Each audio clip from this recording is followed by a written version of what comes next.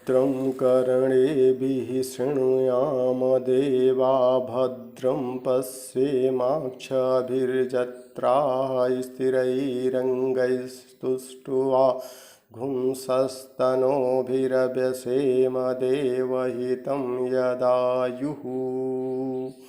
स्वस्ति न इंद्रो वृद्धश्रवाः स्वस्ति नः पूषा विश्ववेदाः स्वस्ति नस्तार्क्ष्यो अरिष्टनेमि स्वस्ति नो बृहस्पतिर्दधातु।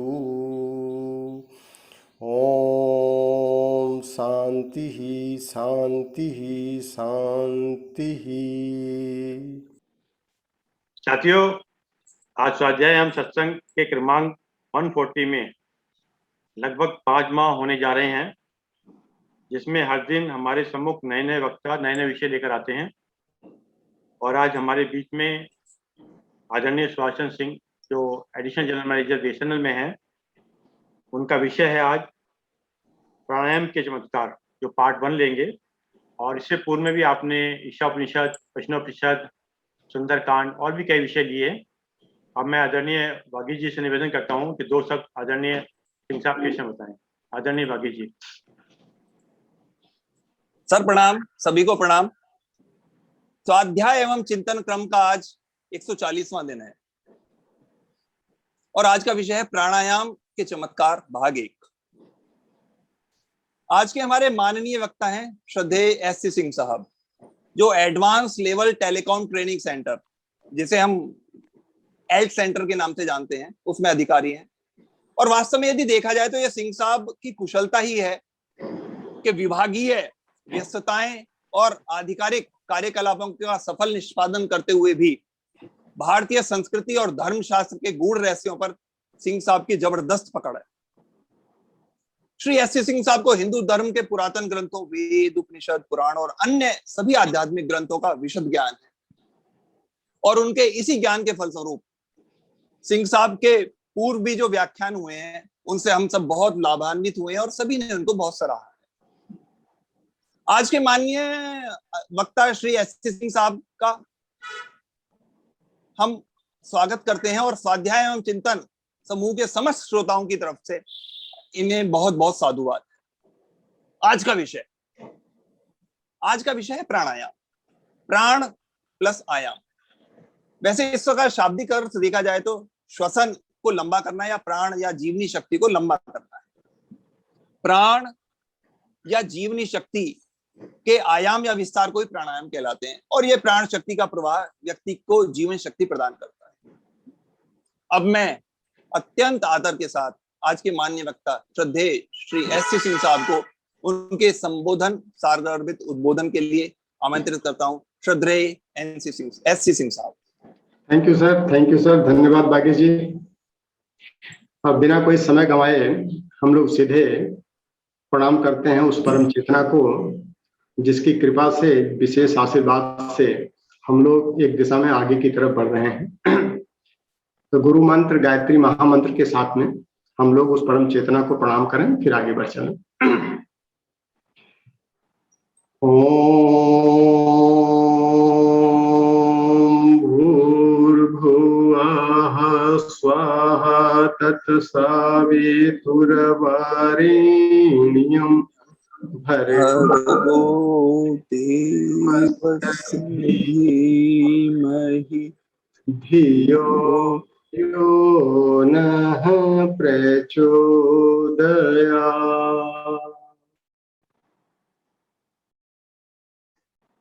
कक्षा में उपस्थित सभी स्नेही स्वजनों, साधकों को सादर प्रणाम, नमन, वंदन और इस कक्षा में आप सबका अभिनंदन।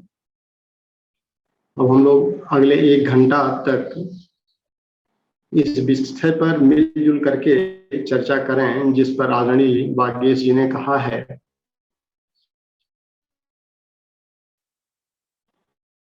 कि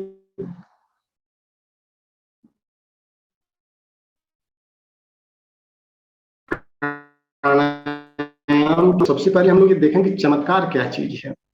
चमत्कार का मतलब बहुत सीधा सा एक जन सामान्य में जो लिया जाता है कि जो चीज असंभव लग रहा हो अगर वो चीज संभव हो जाए तो उसको चमत्कार कहते हैं। या जो बहुत कठिनाई से प्राप्त किया जा सकता है उसको अगर हम प्राप्त कर लें तो वो हमारे लिए, जब तक प्राप्त नहीं करते हैं तब तक चमत्कार रहता है, और जब प्राप्त कर लेते हैं तो वो हमारे जीवन का एक अंग बन जाता है। एक हमारा जो विश्वास है अपने प्रति, उस प्रक्रिया के प्रति, वो बहुत बढ़ जाता है। और विश्वास से ही श्रद्धा की प्राप्ति होती है, और श्रद्धा से ही फिर आत्म साक्षात्कार, आत्म दर्शन जो भी हम कहें, हम अपने जीवन में उस उद्देश्य को, उस ध्येय को प्राप्त करके कृतकृत्य हो जाते हैं। जितनी भी कक्षाएं ली गई हैं मतलब हम मिलजुल करके अध्ययन स्वाध्याय हम लोगों ने किया है। उस कक्षा में बीच बीच में हमेशा प्रयास किया गया इस चीज को बताने के लिए कि थ्योरी को अगर हम सिर्फ थ्योरी तक छोड़ देंगे तो उतना लाभ नहीं मिल पाएगा जितना हमको उम्मीद है, जिसके लिए हम प्रयासरत हैं। प्रैक्टिकल करना बहुत जरूरी है। बिना प्रैक्टिकल के जीवन में कोई चमत्कार नहीं मिल सकता है। जिसके ऊपर भी परमात्मा की कृपा हुई है, तो परमात्मा अनायास जो कृपा करता है वो कर्म के सिद्धांतों के अनुसार करता है, निष्पक्ष है, न्यायकारी है, किसी के साथ पक्षपात नहीं करता, सभी उसके बच्चे हैं। तो हमारे कर्म तो ऐसे होने चाहिए। कर्म के साथ में ज्ञान भी जुड़ा है। अगर सही कर्म नहीं कर सके हैं, सही दिशा पर नहीं चल सके, तो हमारे कर्म जो हैं हमको उल्टी दिशा में भी प्रभावित कर सकते हैं। तो ज्ञान बहुत आवश्यक है, और भक्ति तो सर्वोपरि है। भक्ति तो कोई अलग से विधा नहीं है, वो तो समर्पण के बिना तो संभव ही नहीं कुछ है। और समर्पण उस चेतना के प्रति जो करता है, अकर्ता होते हुए असली कर्ता वही है कि जो हमको प्रेरित कर रहा है उस काम को करने के लिए, वही करता है। हम तो कठपुतली मात्र हैं, हमारा अपना कोई अलग से अस्तित्व नहीं है। हम जब उसमें घुल मिल जाते हैं तो उसके लिए प्राणायाम ही एक रास्ता है। इसीलिए इसको चमत्कार की बात आती है कि प्राणायाम की चमत्कार।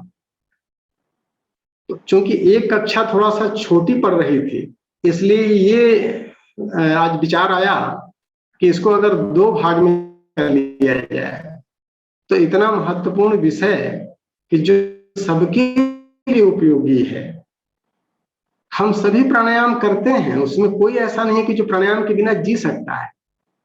लेकिन ऐसा कौन सा प्राणायाम किया जाए, प्राणायाम कैसे किया जाए कि हम कृतकृत्य हो जाएं, अपने ध्येय में पूरी तरह से विलीन हो जाएं, प्राप्त हो जाए, वो होता है प्राणायाम। जितने भी लोगों ने दर्शन किए हैं, आत्म साक्षात्कार किए हैं, इसी प्रैक्टिकल के साथ चल के किए हैं। चाहे स्वामी विवेकानंद हो, चाहे महर्षि अरविंद हो, घंटों तक प्राणायाम करते थे महर्षि अरविंद। क्योंकि प्राणायाम जो है सिर्फ भौतिक जगत की एक्सरसाइज नहीं है, चेतना के क्षेत्र में कोहराम मचाने के लिए प्राणायाम का ही सहारा लेना पड़ता है। तो आज की कक्षा में हम सब ये समझने का प्रयास करें कि फैक्चुअली ये प्राण है क्या, कि जो बेसिक कंफ्यूजन हमारे हैं। तो आज की भी कक्षा थ्योरेटिकल ही रहेगी, ताकि कॉन्सेप्ट अगर हमारे क्लियर हो जाएंगे तो अगली कक्षा में उस चमत्कार को पाने का उपाय प्रैक्टिकल भी हो जाएगा। तो इसलिए आज का विषय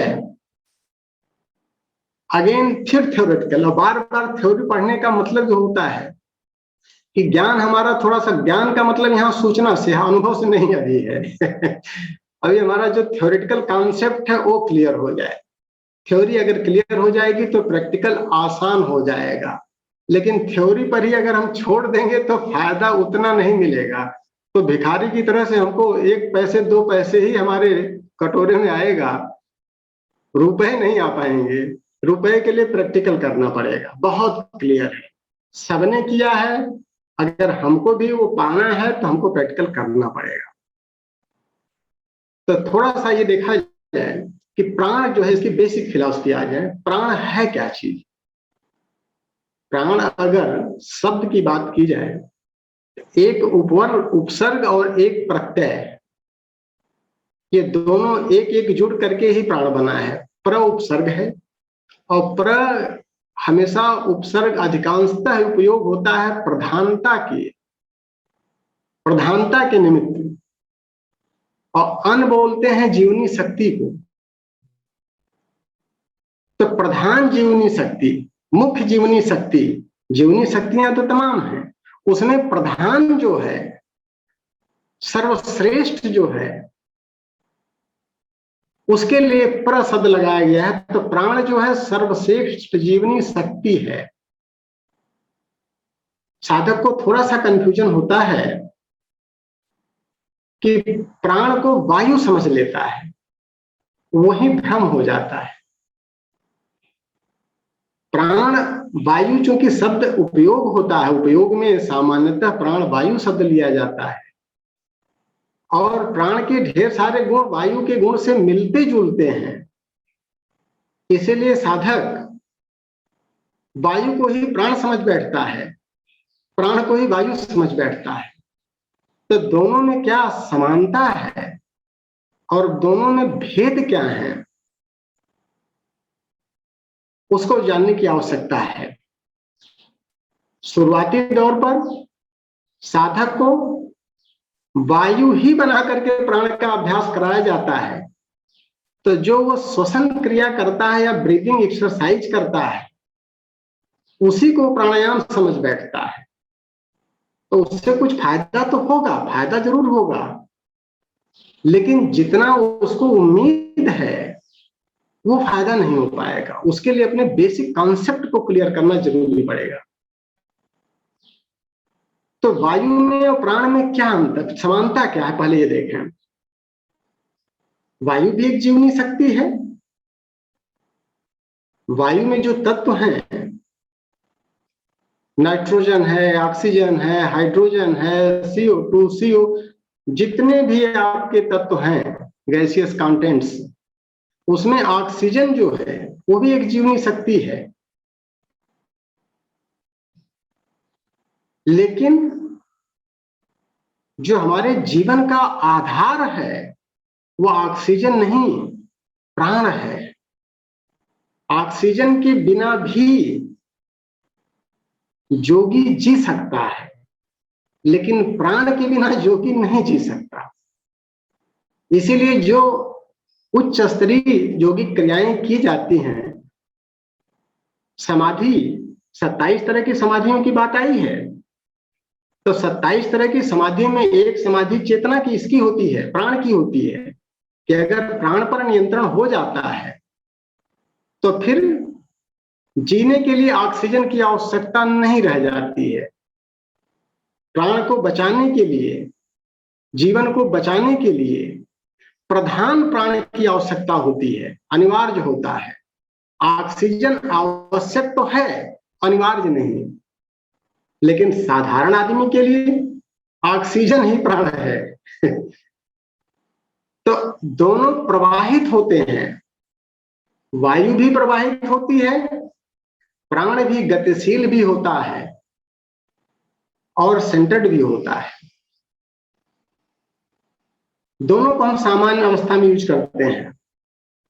वायु को भी खींचने का निकालने का काम किया जाता है, प्राण को भी खींचने का निकालने का काम किया जाता है। तो इस तरह से देखा जाए तो अधिकांश गुण जो हैं वायु के और प्राण के मिलते जुलते हैं।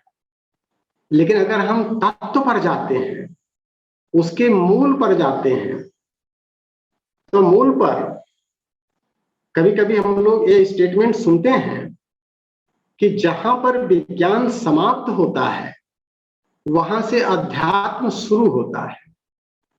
ये कोई हाइपोथेटिकल चीज नहीं है, इसको हम हाइपोथेसिस न माने। ये बेसिक कॉन्सेप्ट है। बेसिक कॉन्सेप्ट क्या है कि जो विज्ञान आज का है वो पंच तत्वों के ऊपर ही रिसर्च कर रहा है। पंच तत्वों की शक्ति जो है, जैसे जैसे पंच तत्व हमारे सूक्ष्म होते जाते हैं वैसे वैसे उनकी शक्ति बढ़ती जाती है। जो जितना स्थूल स्तर पर जी रहा है उतने उसकी शक्ति कम होती है। इसलिए हम अपनी चेतना को जब बढ़ाते हैं, मतलब सूक्ष्मता का जब विकास करते हैं, तो शक्ति बढ़ती जाती है। अगर हम तत्वों पर लें तो सबसे जो स्थूलतम तत्व है पांचों पंचभूतों में, पृथ्वी तत्व है। एकदम सॉलिड, जितने भी सॉलिड हैं सब पृथ्वी में आते हैं। पृथ्वी का मतलब सिर्फ मिट्टी नहीं है, पत्थर भी पृथ्वी ही है, एक उसका स्वरूप है।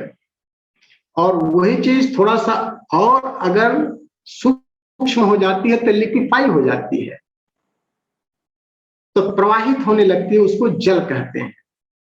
जल थोड़ा सा वही तत्व और सूक्ष्म हो जाता है तो फिर वो ज्योति या अग्नि बन जाता है, प्लाज्मिक स्टेज में आ जाता है। तो सॉलिड हो गया, लिक्विड हो गया, प्लाज्मिक स्टेट हो गया, थोड़ा सा और सूक्ष्म होता है तो वो वायु तत्व में परिवर्तित हो जाता है। और वायु तत्व और अगर विस्तृत हो गया, विराट का स्वरूप लेने लगा सूक्ष्मता के आधार पर, तो आकाश तत्व हो जाता है। यही हमारे क्षितिजल पावक गगन समीरा पंच रचित अधम शरीरा। तो जो आकाश तत्व है वो इन पंचभूतों में सूक्ष्मतम है, इसीलिए उसको विराट भी बोल दिया जाता है। और जैसे जैसे हमारी सूक्ष्मता बढ़ती है, जड़ता समाप्त होती है, चेतनता बढ़ने लगती है। तो जो विज्ञान की पहुंच है वह आकाश तक है। पृथ्वी से लेकर के आकाश तक के एलिमेंट आज जो यूज हो रहे हैं, चाहे वो मेडिकल साइंस हो, चाहे वो हमारी रॉकेट साइंस हो, एटॉमिक साइंस हो, कोई भी साइंस हो, क्योंकि हम साइंस के स्टूडेंट हैं, बैकग्राउंड भी हमारा साइंस का ही है।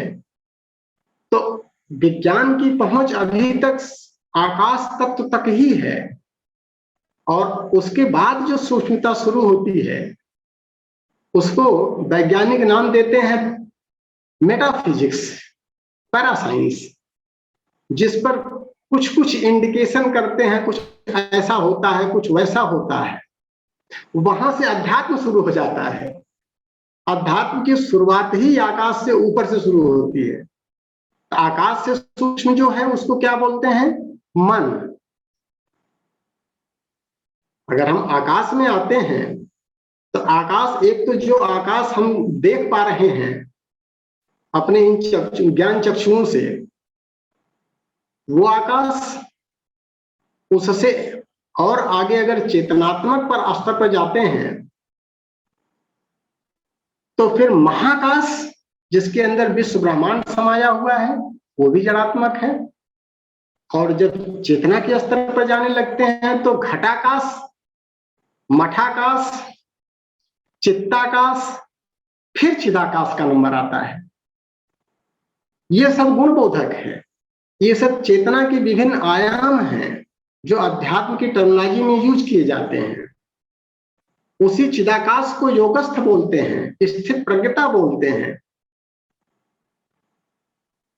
उसी को प्रज्ञा बोलते हैं। वो चिदाकाश है, वो अपना उद्देश्य है। अब आकाश से ऊपर अगर हम जाते हैं तो मन आता है।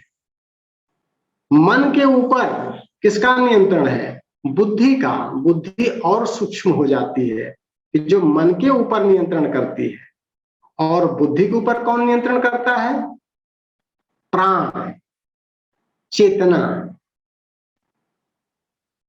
तो प्राण का स्थान बुद्धि के ऊपर आ रहा है, सूक्ष्मता में। और प्राण के ऊपर कौन है, उसका नाम दे दिया गया है सोल, आत्मा, और वो और अगर सूक्ष्म हो जाता है, विराट स्वरूप हो जाता है, तो वही आत्मा परमात्मा हो जाता है। तो ये 5 तत्व जो हैं, मन, बुद्धि, प्राण, आत्मा और परमात्मा, ये जो 5 फील्ड उसके ऊपर आती है, ये अध्यात्म विज्ञान है। और पृथ्वी से लेकर के जो आकाश तत्व तक की बात हुई है, सूक्ष्मता में जैसे जैसे हम बढ़ते हैं, वो भौतिक विज्ञान है। और यही 2 साइंस, भौतिक जगत, आध्यात्मिक जगत। तो चेतना का परिष्कार मतलब सूक्ष्मता की अगर हम यात्रा करते हैं, उसी को बोलते हैं चेतना की शिखर यात्रा। अखंड ज्योति में एक टॉपिक हमेशा परम पूज्य ने निकाला है, चेतना की शिखर यात्रा। हमारा उद्देश्य क्या है? पृथ्वी तत्व से आगे बढ़ करके उस परमात्मा तत्व तक जाने का। और एकम सद विपरा बहुधा वदंती, ये सारे जो कुछ भी हम लोग डिस्कस कर रहे हैं, ये सब उसी का फैलाया हुआ माया जाल है। तत्व एक ही है, परम चेतना कह लीजिए, ब्रह्म कह लीजिए, परमात्मा कह लीजिए, जो भी नाम दीजिए, सुपर कॉन्शियसनेस कह लीजिए, वही एक ही तत्व विभिन्न रूपों में प्रकट हुआ है। अहम जगत्वा सकलम शून्यम व्योम समम सदा। तब प्राण तत्व और वायु तत्व में कितना डिफरेंस आया आप देखें कि वायु तत्व जो है, जल के ऊपर, अग्नि के ऊपर वायु है, आकाश के नीचे है, जड़ात्मक है, पूरी तरह जड़ात्मक है। और प्राण तत्व कहाँ आ रहा है? आत्मा के जस्ट नीचे आ रहा है। अच्छा, इसकी फिलॉसफी अगर हम जाएं उपनिषदों में, तो हम सिर्फ उन्हीं उपनिषदों का उद्देश्य लेंगे। जैसे भी चर्चा आई थी प्रश्नोपनिषद में, प्रश्नोपनिषद में एक बहुत बढ़िया सूत्र आया था प्राण के ऊपर कि सहस्र रश्मि सतधा वर्तमान और प्राण प्रजानाम उदक देश सूर्य। यह अनंत किरणों से जो युक्त है सूर्य, वो प्रजा के लिए, प्राणियों के लिए प्राण लेकर के आता है, प्राण का ही प्रकाश लाता है। हिरण्यगर्भ बोलते हैं उसको, कि जिसको हम नग्न आंखों से नहीं देख सकते हैं, वही दिव्य प्रकाश प्राण का स्वरूप है। पूरा विश्व ब्रह्मांड उसी प्राण में तैर रहा है। तो सूर्य कोई आग का गोला नहीं है, उसके पीछे की जो चेतना है, जिसका नाम सविता रखा गया है, वो प्राण का आयाम है। और वही सविता सूर्य को पैदा कर रही है, सूर्य का प्रसव कर रही है। और इसी साइंस को प्राण की साइंस बोलते हैं, जिसे हम टर्मिनोलॉजी दिया गया है गायत्री। गाय का मतलब प्राण, त्री का मतलब प्राण। जो प्राण का त्राण करे, प्राण का नियंत्रण करे, चेतना का नियंत्रण करे, वो प्राण की साइंस है। वो कोई देवी देवता का कॉन्सेप्ट नहीं उसको रखा है, क्योंकि हमको प्रैक्टिकल करने जा रहे हैं। प्रैक्टिकल करने के लिए उसकी साइंस, उसके कॉन्सेप्ट क्लियर होने चाहिए। तो जो प्राणायाम की बात आई है अध्यात्म में, वो वायु को खींचने की बात नहीं है। वायु तो जड़ात्मक है, उससे कुछ तो फायदा होगा, उसके सारे कुछ प्राण तत्व भी आ जाएंगे। लेकिन मुख्य काम जो होता है कि हमने खींचा तो धारण भी किया, सदुपयोग करना है, खींचा क्या, ये बड़ा इंपॉर्टेंट आता है। हम हवा खींच रहे हैं, ऑक्सीजन खींच रहे हैं, या वो चेतना खींच रहे हैं।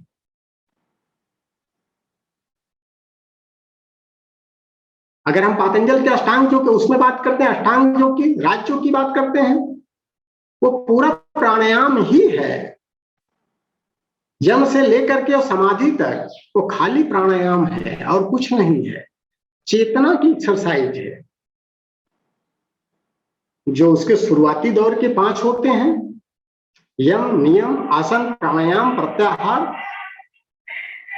ये 5 जो है बहिरंग प्राणायाम है, और धारणा ध्यान समाधि ये अंतरंग प्राणायाम है। ध्यान प्राणायाम की ही एक्सरसाइज है, उसमें हम चेतना को ही खींचते हैं, चेतना में अपने की स्थिति बनाते हैं, चेतना के आयाम में अपने को स्थापित करते हैं। तो शुरुआती दौर में तो हम बहुत एक्सरसाइज करते हैं, फिर आंतरिक एक्सरसाइज होना शुरू होती है, फिर सारी एक्सरसाइज बंद हो जाती है, फिर समत्व में आ जाते हैं, उस चेतना के साथ में सायुज्यता स्थापित कर लेते हैं। जब सारूप्य हो जाते हैं, सालोक्य हो जाते हैं, सायुज्य हो जाते हैं, तो वहां पर सारी गति समाप्त हो जाती है, व्यापकता आ जाती है। ये होता है प्राणायाम। तो उसमें जो सूत्र आते हैं कि अगर हम प्रश्नोपनिषद में जाएं कि आत्मन एष प्राणो जायते, आत्मा चूंकि न पैदा होती है न मरती, हम लोग बार बार पढ़ते हैं तो तरह रखते हैं, वो अजर अमर है। तो आत्मा ने इस सृष्टि का निर्माण करने के लिए या इस शरीर का निर्माण करने के लिए सबसे पहले क्या पैदा किया? या परमात्मा अगर सृष्टि को संरचना करना चाह रहा है, ये को हम बहुश्यामी करना चाह रहा है, तो कोई तो कल्पना किया होगा, एक ऐसा तत्व लाया जाए कि जिसके माध्यम से सृष्टि की रचना की जाए। वो पहला तत्व क्या था? That is very important. वो प्राण था, पहला तत्व प्राण था। आत्मन एष प्राणो जायते, आत्मा ने सबसे पहले प्राण पैदा किया। और उसी प्रश्नोपनिषद में जो लास्ट में एक सूत्र हम लोगों ने पढ़ा था कि 16 तत्वों की रचना हुई थी। तो स प्राणम असृजत प्राणात श्रद्धा, श्रद्धा खम वायु ज्योति आप पृथ्वी इंद्रियम, ये सारे सूत्र जो आए थे, तो सबसे पहले प्राण तत्व आया था। किसने पैदा किया था? आत्मा ने। इसका मतलब कि आत्मा शुद्ध चेतन स्वरूप है, तो प्राण भी चेतन होगा। प्राण के दोनों आयाम हैं, चेतनात्मक भी है और जड़ात्मक भी है, गत्यात्मक भी है, व्यापक भी है। चेतना परिष्कृत हो जाती है तो व्याप्त हो जाती है। और अगर हम मुंडकोपनिषद में आते हैं तो मुंडकोपनिषद भी बहुत इंपॉर्टेंट सूत्र देता है। ये तस्मात् जायते प्राणो मनः सर्वेन्द्रियाणि च अखम वायु ज्योति आपः पृथ्वी विश्वस्य धारिणी। ये विश्व को धारण करने वाली जो पृथ्वी है बाद में आती है। सबसे पहले ये तस्मात् प्राणो जायते, सबसे पहले आत्मा ने प्राण को पैदा किया, चेतना को पैदा किया, उसका प्राणायाम करना होता है हमको।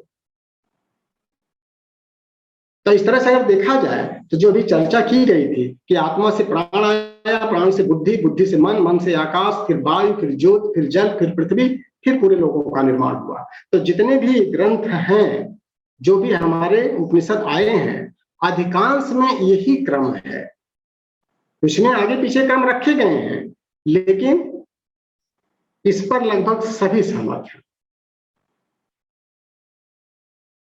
अब दूसरा देखा जाए कि प्राण जो है हमारे शरीर में है, वायु तो पूरी तरह जड़ता में है।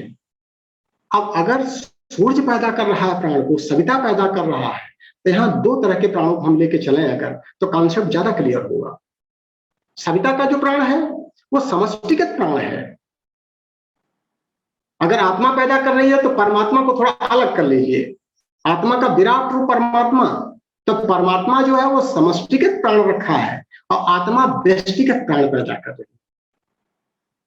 प्रिज्यूम करना पड़ेगा, बाकी आत्मा परमात्मा सब एक लेवल पर पहुंचने के बाद शुरुआती दौर में आप ये मान के चलें सीखने के लिए कि हमारे अंदर का भी प्राण है और हमारे बाहर भी प्राण है। बाहर का पूरा प्राण का जो समुद्र है, विश्व है, पूरी सृष्टि है, प्राण से भरी हुई है, उसके अंदर सब कुछ तैर रहा है। ग्रह नक्षत्र सभी उसी के अंदर प्राण में ही तैर रहे हैं। वो प्राण परमात्मा ने पैदा किया है। इसके अंदर भी प्राण पैदा हो रहा है, आत्मा है।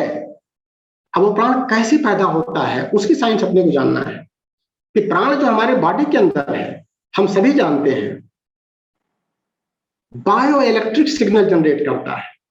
इस बॉडी के अंदर थोड़ा सा अगर चला जाए, हल्की फुल्की साइंस लेकर के, तो जो बिजली पैदा होती है 2-3 तरह से, वो तीनों सारे तरह की बिजली इसके अंदर पैदा होती है। आप ये देखें 3 तरह के, मेनली 3 तरह की बिजली का हम यहाँ लें कॉन्सेप्ट। एक तो बिजली यहां पर होती है जिसको बोलते हैं रेटिकुलर एक्टिवेटिंग सिस्टम, जो सबसे ज्यादा कंज्यूम करता है हमारा क्रेनियल रीजन, माइंड, ब्रेन, जो चेतना का केंद्र है, हर क्षण सोचता है, सोते हैं तो भी सोचता है। तो बिजली पैदा होती है, बिजली खर्च होती है, उसको बोलते हैं रेटिकुलर एक्टिवेटिंग सिस्टम, और वो मिड ब्रेन में होता है, वहां से बिजली पैदा हो रही है। और एक बिजली पेसमेकर यहां लगा रहता है हृदय चक्र के पास में, वो हमेशा धक धक धक धक जो आवाज सुनते हैं, लिटरली हम लोग सुनते हैं आवाज। डॉक्टर्स भी स्टेथोस्कोप लगा करके उसी के साउंड को देखने का प्रयास करते हैं कि किस तरह के साउंड निकाल रहा है। वो पेसमेकर वो क्या करता है, हार्ट की पंपिंग, और जब हार्ट की पंपिंग करता है उससे भी सिग्नल जनरेट होता है। यहाँ मोटर का काम हो रहा है, यहाँ रेटिकुलर एक्टिवेटिंग फवारा छोड़ता है प्राणों का, यहां से जो सिग्नल निकलता है उस सिग्नल को बोलते हैं इलेक्ट्रोइंसेफेलोग्राम, ईईजी, इंसेफेलस बोलते हैं खोपड़ी को। तो अगर इस क्रेनियल रीजन के बारे में जानकारी करना है तो उसके ईईजी के पैटर्न को स्टडी करना पड़ेगा बाय मेडिकल प्रैक्टिशनर, डॉक्टर्स के द्वारा। जो न्यूरोफिजिशियन, न्यूरोसर्जन होते हैं वो ईईजी के पैटर्न को देखते हैं कि यहाँ का जो रेटिकुलर एक्टिवेटिंग सिस्टम हो किस तरह का सिग्नल जनरेट कर रहा है, कहां पर उसमें डिस्टर्बेंसेस आ रहे हैं, कितना हेल्दी है। दूसरा यहाँ ईसीजी सभी जानते हैं, इलेक्ट्रोकार्डियोग्राम, हार्ट की पंपिंग का पैटर्न क्या जा रहा है। और तीसरा फोटो इलेक्ट्रिक, आजकल खूब आप लोग देखते हैं कि फोटो इलेक्ट्रिक सिग्नल जनरेट होते हैं, उससे भी बिजली पैदा होती है। हमारी आंख की जो रेटिना है इसके ऊपर जब प्रकाश पड़ता है तो वहां से भी बिजली जनरेट होती है। और कहा जाता है कि परमात्मा को अगर देखना है किसी के अंदर तो उसकी आंख में झांको, शुद्ध उसका स्वरूप दिखाई पड़ेगा, झलकता हुआ दिखाई पड़ेगा आंखों में। आंखों से अगर रिफाइनमेंट कर लीजिए तो आग निकलने लगती है। वो क्या है, इलेक्ट्रोरेटिनोग्राम, जो ईआरजी बोलते हैं इसको। इसी तरह से जो हम नाकों के माध्यम से जो प्राण तत्व को लेते हैं, इलेक्ट्रोनेजोग्राम, और जहां पर मस्कुलर एक्सरसाइज करते हैं तो ये मसल्स भी हमारा इलेक्ट्रिसिटी जनरेट करती है, इलेक्ट्रोमायोग्राम। तो बॉडी का हर पार्ट इलेक्ट्रिसिटी जनरेट कर रहा है, बिजली पैदा कर रहा है। और ये बिजली और जो हम घर पर बिजली यूज कर रहे हैं, इस समय लाइट चल रहा है, पंखा चल रहा है, फ्रिज चल रहा है, दोनों में अंतर क्या है, वो जड़ात्मक है और ये बायो इलेक्ट्रिक है। ये जीव पैदा कर रहा है अपनी विभिन्न क्रियाओं के माध्यम से, ये चेतनात्मक है। ये दोनों में डिफरेंस है। यहां पर वायु से बिजली नहीं पैदा की जा रही है, ये बिजली प्राण तत्व से पैदा की जा रही है कि जो डिफरेंट सिग्नल्स के रूप में हमारे पूरे बॉडी के अंदर मूवमेंट कर रही है। और एक होता है न्यूरोह्यूमरल सिक्रेशंस, जिससे हमारी संवेदनाएं, भावनाएं उससे जनरेट होती हैं। और जब संवेदना का विस्तार होने लगता है तो हमारी पकड़ जो है, पहुंच जो है, वो इस शरीर के बियॉन्ड जाने लगती है। उसी को विज्ञान में कोश बोलते हैं कि जब संवेदना, ठाकुर की बात आई है कक्षा में, ठाकुर के जीवन के बारे में भी बताया गया है। इतना विकास कर लिया था उन्होंने न्यूरोह्यूमरल सिक्रेशंस के सिग्नल्स का कि चेतना उनकी बाहर निकल गई। दंड किसी और को दिया जा रहा है, कष्ट जो है वो ठाकुर को हो रहा है। इसको बोलते हैं समानुभूति, इम्पैथी। तो सिंपैथी, इम्पैथी, आत्मीयता, प्रेम, ये सारा गुण विज्ञानमय कोश में आ जाता है। इसका मतलब कि हमारा प्राण तत्व जो है इलेक्ट्रोमैग्नेटिक वेव्स के रूप में मैग्नेटिज्म में फैलने लगता है, शरीर के बियॉन्ड जाने लगता है। उसी को बॉडी का ऑरा बोलते हैं। वो क्या है, that is conversion of electricity which is being generated by this body. ये बायो इलेक्ट्रिक बॉडी जो है यही प्राण तत्व है। यहां पर हवा की बात नहीं आ रही है, हवा नहीं पैदा कर रही है बिजली, ये प्राण तत्व पैदा कर रहा है। और वही एक प्राण तत्व जो आत्मा का टूल्स है, हथियार है, औजार है, अगर इससे निकल जाता है, आत्मा के साथ चला जाता है, तो सारी बिजली गुल, चाहे रेटिकुलर एक्टिवेटिंग सिस्टम का हो, चाहे पेसमेकर का हो, चाहे रेटिनोग्राम का हो, चाहे नेजोग्राम का हो, चाहे मसिल्स का हो, सारे अंग यहीं रहते हैं। उस समय ऑक्सीजन भी यहीं रहती है ऑक्सीजन भी कम नहीं होती है, लेकिन प्राण तत्व निकलता है आत्मा के साथ में। बहुत क्लियर कॉन्सेप्ट रखना चाहिए। तो प्राणायाम में हम प्राण तत्व का आयाम बढ़ाते हैं, न कि ऑक्सीजन का आयाम बढ़ाते हैं। ऑक्सीजन के एब्सेंस में भी गहन प्राणायाम किया जा सकता है, और जो साधक होता है, योगी होता है, पावरफुल कंडीशन में भी बहुत बढ़िया प्राणायाम करता रहता है। उसके अंग और डिस्टर्ब नहीं होते हैं, क्योंकि वो भावनात्मक करने लगता है, वो प्राण के सागर से जुड़ जाता है, और उस प्राण की चेतना में इस पॉल्यूशन का फिर असर नहीं पड़ता है। इसलिए बहिरंग की वो दुनिया जो है योगी को बहुत प्रभावित नहीं कर पाती, और योगी कोई गुफा में रहने वाले नहीं होते हैं। हम ही लोगों के बीच में रचे बचे इसी घर के अंदर सब कुछ यही करते हुए सिर्फ अपने दृष्टिकोण का परिमार्जन ही तो करना है प्राणायाम के माध्यम से, उसकी आवश्यकता है। प्राण के प्रभाव क्या पड़ते हैं? अगर मान लीजिए कि प्राण तत्व बढ़ा लिया जाए, वो अपने हाथ में है, आप कितना बढ़ा सकते हैं, कितना घटा सकते हैं, आपके ऊपर है। एक व्यक्ति जी रहा है, आईसीयू में है, सांस चल रही है, लेकिन कुछ कर नहीं सकता, इसका मतलब उसका प्राण तत्व कम है। आप कभी देखिए कि जब सीरियस कंडीशन में हम हॉस्पिटल में एडमिट होते हैं, तो डॉक्टर कहता है कि भाई ये डिजीज का तो कोई ट्रीटमेंट नहीं है। अब बॉडी कितना रिस्पॉन्ड करती है, उसी के ऊपर आगे का कोर्स ऑफ एक्शन डिसाइड करना पड़ेगा। लास्टली आकर के उस बॉडी के रिस्पांस को रुकता है, वो बॉडी में क्या रिस्पांस करेगा, प्राण तत्व। अब उसके अंदर प्राण कितना है बॉडी के अंदर, अगर प्राण तत्व अच्छा है तो रिस्पॉन्स बढ़िया कर लेगी, फिर कम मेडिकेशन में भी वो बाहर आ जाएगा, इंप्रूव कर जाएगा। प्राण तत्व कम है, रिस्क जोन के बियॉन्ड है, तो फिर वो जा भी सकता है। तो वहां पर प्राण तत्व की बात आती है।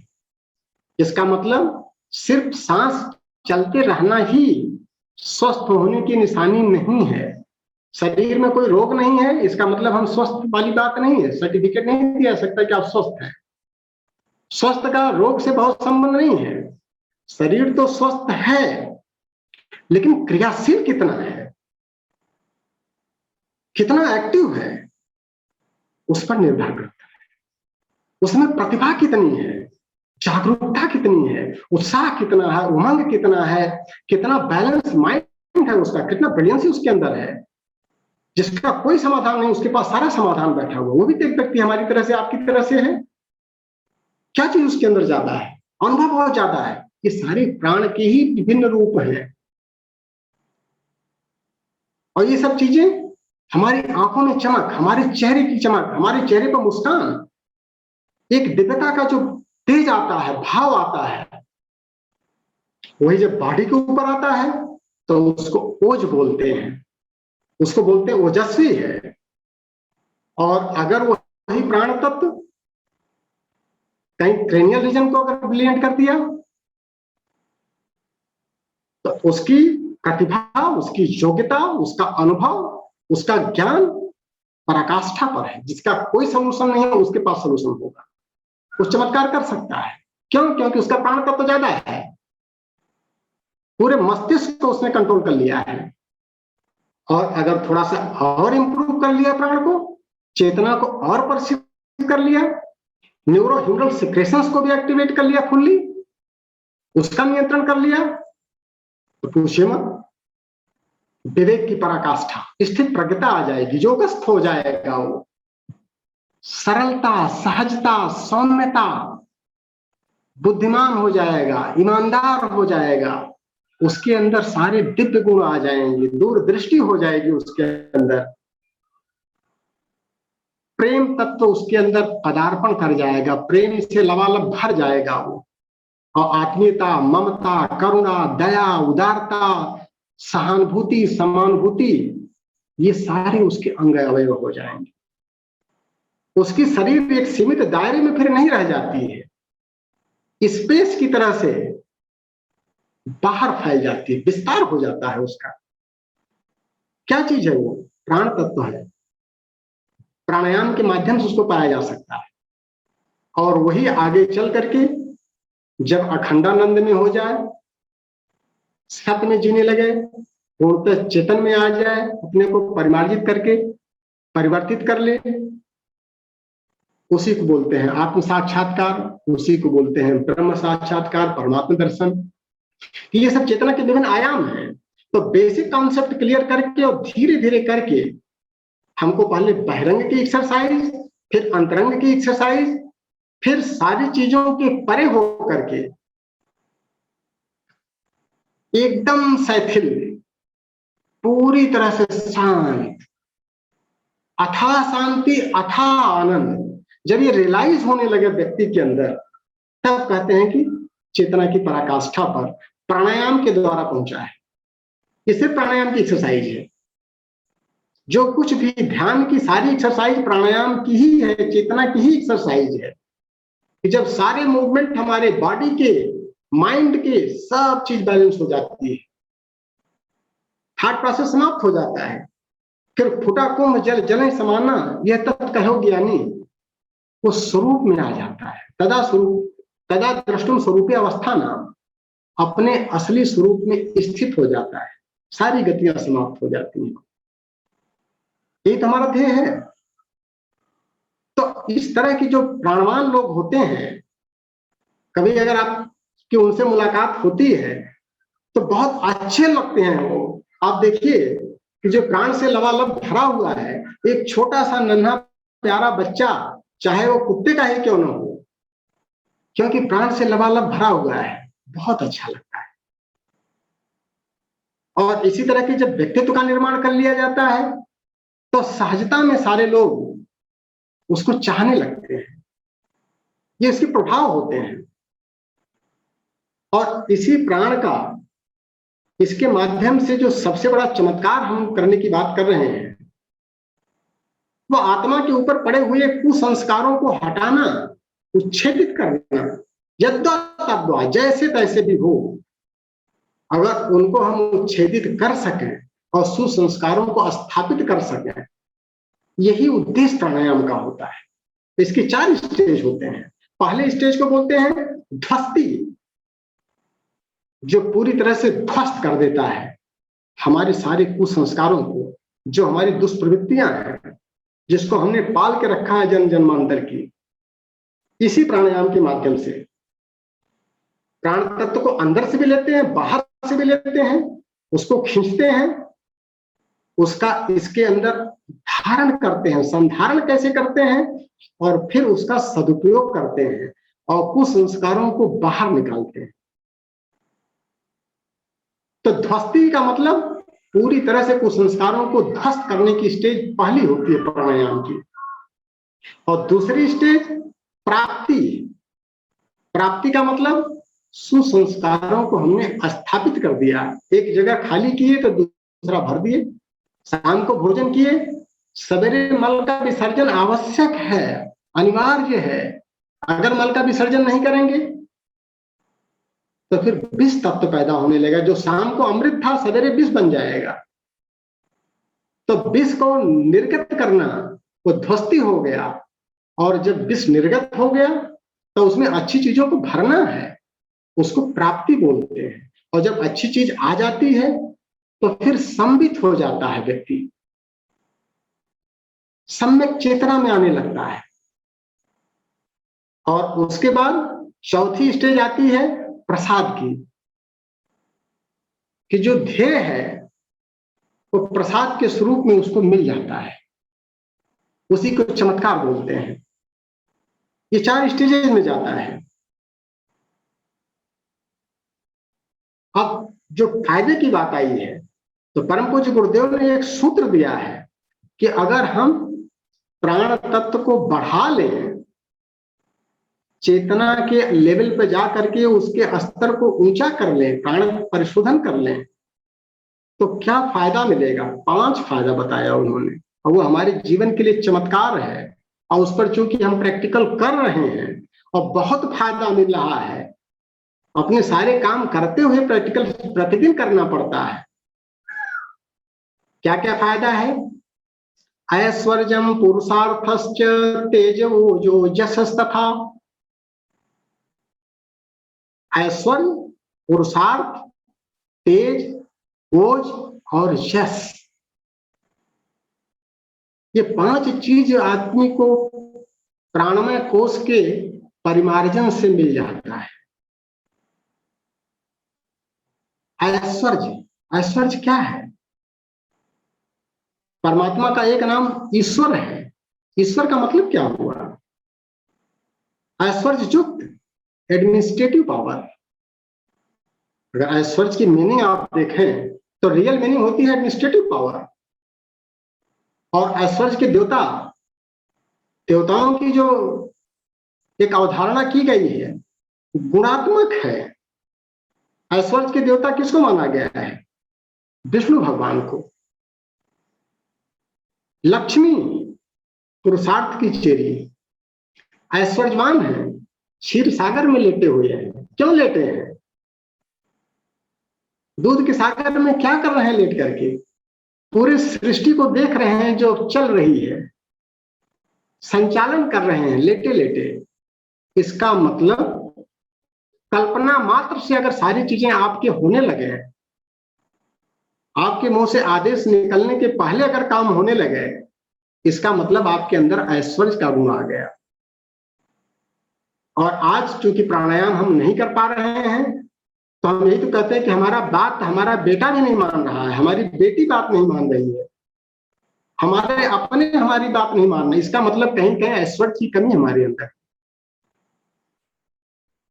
और जिसके अंदर ऐश्वर्य आ गया उसका पैर कौन दबाता है। आपको पता है कि क्षीर सागर में लेटे होने के बाद भी पैर लक्ष्मी दबाती हैं। इसका मतलब कि उसको कहीं कोई कमी नहीं रहती है। तो ऐश्वर्य किससे मिलता है। प्राणायाम से। प्राणमय कोश को परिमार्जन करने से ऐश्वर्य की प्राप्ति होती है। जो चीज आप कल्पना कर रहे हैं वो सारी चीजें आपको स्वतः उपलब्ध होने लगती है।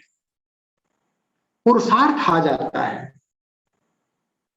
और पुरुषार्थ वही होता है कि जो हमको पुरुष बना दे। पुरुष परमात्मा के लिए यूज हुआ है। पुरुष सूक्त से परमात्मा की पूजा करते हैं सभी देवी देवताओं की, पुरुष सूक्त से। तो उपनिषद में पुरुष शब्द जो आता है वो परमात्मा के निमित्त आता है। परमात्मा का एक फार्मूला है, ब्रह्म का एक सूत्र है।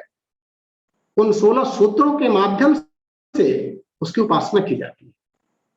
जब हम साधना करते हैं तो पुरुष सूक्त के एक एक सूत्रों को लेना पड़ता है, एक एक शब्दों की साधना करनी पड़ती है कि परमात्मा किस स्वरूप में है। और पुरुष बनाने के लिए पुरुषार्थी होना पड़ता है, कर्म योगी होना पड़ता है, ज्ञान सम्मत करना पड़ेगा। तो ज्ञान भक्ति से संयुक्त होकर के जब हम कर्म करने लगते हैं, ये तभी होता है जब प्राण तत्व हमारे अंदर आ जाएगा। और प्राण तत्व की पहचान क्या है। जब प्रसन्न होकर के रात दिन काम करने लगते हैं और काम करने में जब ऊर्जा मिलने लगती है, थकान नहीं आती है, इसका मतलब पुरुषार्थ आ गया। उसी को बोलते हैं 24 घंटे काम तो कर रहे, थकान नहीं लग रही है, प्राप्ति होने लगती है फिर। और जब हम प्राण रहित काम करेंगे, प्राणायाम नहीं करेंगे, तो छोटा सा काम करके थक जाएंगे, आराम करने की इच्छा करने लगेंगे। ये ऐश्वर्य, पुरुषार्थ, तेज, ब्रिलियंसी आ जाती है माइंड की। सारे कॉन्सेप्ट क्लियर हो जाते हैं, सत्य के अनुगामी हम हो जाते हैं। फिर द्वंद्व नहीं रह जाता है, what to do and what not to do, क्या करें और क्या न करें, इस दायरे से बाहर हो जाते हैं। उसकी जरूरत पड़ती है कि जो हमको यथार्थ का रास्ता दिखा सके अंदर से। और ओज आ जाता है, चमक आ जाती है। जो अभी बात किए थे कि जब ओजस्वी व्यक्ति हो जाता है, उसके हर अंग अवयव से जब चमक आ जाती है, तो वो प्राणवान बोला जाता है। और यश मिलता है, जिसके लिए हम सभी पागल हैं आज की तारीख में, अपने अपने धंधे में इस कदर लगे हुए हैं, किस लिए? कि यशस्वी हो जाए। और इन सारी चीजों को अगर मिला दिया जाए तो एक शब्द बनता है, और थोड़ा भारी पड़ जाता है पांचों के ऊपर, उसको बोलते हैं वर्चस्व। वो आत्मा का गुण है, कारण शरीर का पाठ। व्यक्ति वर्चस्वी भी हो जाता है, ओजस्वी तेजस्वी के साथ में यशस्वी होता है, फिर वर्चस्वी हो जाता है। उसी का वर्चस्व रहेगा, जैसे परमात्मा का वर्चस्व है, फिर उसका वर्चस्व हो जाता है। और उसी को बोलते हैं कि अगर आपने अपने मन पर नियंत्रण कर लिया तो पूरे विश्व पर नियंत्रण करने की क्षमता आपके अंदर आ जाएगी। कोई प्राणायाम देता है, और फिर प्राणायाम में किसका शोधन किया जाए? प्राण तो एक ही तत्व है, लेकिन एक ही तत्व, जैसे वायु की बात आई थी, डिफरेंट कॉन्स्टिट्यूएंट्स वायु को बताए गए हैं, उसी तरह से प्राण जो चेतन तत्व है, इसी को इसके कर्म के आधार पर समझने समझाने के लिए कि इस बॉडी में कौन सा प्राणायाम, कौन सा प्राण कहां पर क्या रोल प्ले करता है, ताकि हम उसका परिशोधन करके अपने उन शारीरिक, मानसिक, आत्मिक रोगों को ठीक कर सकें। उसके लिए क्या सूत्र दिया परम पूज्य गुरुदेव ने? पंचभिस्तु महाप्राणैः लघु प्राणैः च पंचभिः और एतैः प्राणमय कोशो जातो दक्षिर उत्तमम्। 5 महाप्राण और 5 लघु प्राण है। 5 महाप्राण में प्राण है, अपान है, समान है, उदान है और व्यान है। और सबके साथ में एक एक उसका उपमंत्री भी है, राज्य मंत्री कह सकते हैं, एक कैबिनेट मिनिस्टर, उसी के साथ में एक एक स्टेट मिनिस्टर भी है। प्राण के साथ में नाग है, अपान के साथ में कूर्म है, समान के साथ में कृकल है, उदान के साथ में देवदत्त है और व्यान के साथ में धनंजय है। ये राज्य मंत्री का काम करते हैं और दोनों मिलजुल करके इस शरीर के विभिन्न एक्टिविटीज को कंट्रोल करते हैं। और चूंकि प्राण और वायु दोनों इस शरीर के अंदर आती है, प्राण का नेचर गर्म है यहां पर, और वायु जब उसके साथ में संयुक्त होती है तो दोनों एक चक्रवात बनाते हैं। और चक्रवात किस तरह का होता है? कोनिकल होता है, जैसे कोन बनता है, और कोन में ऊपर का मुंह जो है वो चौड़ा होता है और नीचे पॉइंटेड हो जाता है। तो जो चौड़ा पोर्शन होता है उसको बोलते हैं अस्तर, और जो नुकीला हो जाता है उसको बोलते हैं बिंदु। तो अस्तर और बिंदु के बीच में जैसे वायु में चक्रवात होता है, उसी तरह से प्राणों में चक्रवात पैदा होता है। और प्राण तो पूरे बॉडी के अंदर है, लेकिन इसके कुछ केंद्र हैं, उसको चक्र बोलते हैं। और उन चक्रों में इसी तरह का चक्रवात पैदा होता है, और वही चक्र हर तत्वों से भी समायोजन करते हैं, पूरे शरीर से भी करते हैं। और शरीर के जहां भी कोई एक प्राण तत्व डिस्टर्ब हुआ तो तमाम तरह की शारीरिक और मानसिक समस्याएं पैदा हो जाती हैं, जिसका एलोपैथिक में इलाज नहीं हो पाता है। उसका इलाज यहीं पर आके करना पड़ता है। तो ये जो कौन बनता है, उसी हिसाब से आप देखें, इसको मोटी मोटा एक समझने का प्रयास करें, क्योंकि जितनी किताबें पढ़ेंगे उतने कंफ्यूजन आते जाएंगे। मोटी मोटा एक कॉन्सेप्ट समझें कि जो हम बाहर से खींचते हैं उसको प्राण बोलते हैं। विश्व ब्रह्मांड से जो समष्टि का प्राण है, वो जो खींचा जाता है, तो खींचने वाला प्राण है। एक तो महाप्राण है ही है, उसके 5 पार्ट में एक पार्ट प्राण भी है। और चूंकि हम बाहर से अच्छी चीज ले रहे हैं और अपने कचरे को बाहर निकालने का भी तो काम करना पड़ेगा, तो बाहर जो निकालते हैं शरीर से कचरे को, वो काम कौन करता है? अपान। तो बाहर से क्या क्या निकालते हैं? मल निकालते हैं, मूत्र निकालते हैं, पसीना निकालते हैं, रज निकलता है, बीज निकलता है, प्रसव होता है। जितनी भी चीजें हम बाहर निकालते हैं तो जो ठेलने का काम करता है बाहर की तरफ वो अपान होता है। प्राण का केंद्र, प्राण का केंद्र जो होता है वो अनाहत चक्र के पास में होता है। सूर्य चक्र एक होता है हृदय के पास में, जहां पर ये दोनों पसलियां मिलती हैं। तो पहले साधक बाहर के सूर्य का ध्यान करता है, फिर आंतरिक सूर्य को उसी तरह से चमकाने का प्रयास करता है उसी प्राणायाम के माध्यम से। और अपान प्राण अगर देखें तो अपान प्राण का जो हमारे मल मूत्र के छिद्र हैं उसके पास में अपान का केंद्र बनता है। व्याप्त पूरे शरीर में है, वो ठेलने का काम हर जगह से निकलता है, पसीना हर जगह से निकलता है, लेकिन अधिकांश कंसंट्रेट होता है उत्सर्जन का काम उसी अंगावयव से, उसी के पास में होता है अपान। और तीसरा काम होता है समान, कि समान रूप से बांट दीजिए सारे अंग अवयव को। एक प्राण इसके लिए भी चाहिए कि जो कुछ हम खा पी रहे हैं तो खाने पीने के बाद जो हमारा पच करके पाचन तंत्र बन रहा है, पाचन तंत्र में जाकर के रस बन रहा है, तो वो सिर्फ जिह्वा पर नहीं मिलता। जिह्वा तो खाली स्वाद लेके छोड़ देती है, हर सेल्स में जाता है। तो हर सेल्स में पहुंचाने का काम कौन करता है? समान रूप से सबको जिसकी जितनी आवश्यकता है वो डिस्ट्रीब्यूट करता है। वो नाक के साथ में साझेता स्थापित करता है। समान का नेचर पित्त का होता है, गर्म नेचर होता है, और उसका सहयोगी नाग वो कफ ठंडी प्रकृति का होता है। और दोनों जब मिलते हैं पित्त और कफ तो वात बनाते हैं। और अगर ये तीनों का जुड़ना मिलना, इसी से जो समस्याएं पैदा होती हैं, तो वात पित्त कफ के 3 रोग पैदा जो होते हैं उसी से आयुर्वेद बना है। और वही पूरे पाचन तंत्र को, क्योंकि वहीं पर उसका स्थान होता है नाभि क्षेत्र में समान का। और फिर आता है उदान। उदान मतलब जो आपको उठाने का काम करता है। उत्साहित होते हैं जब आपको शरीर आपकी उठ जाती है,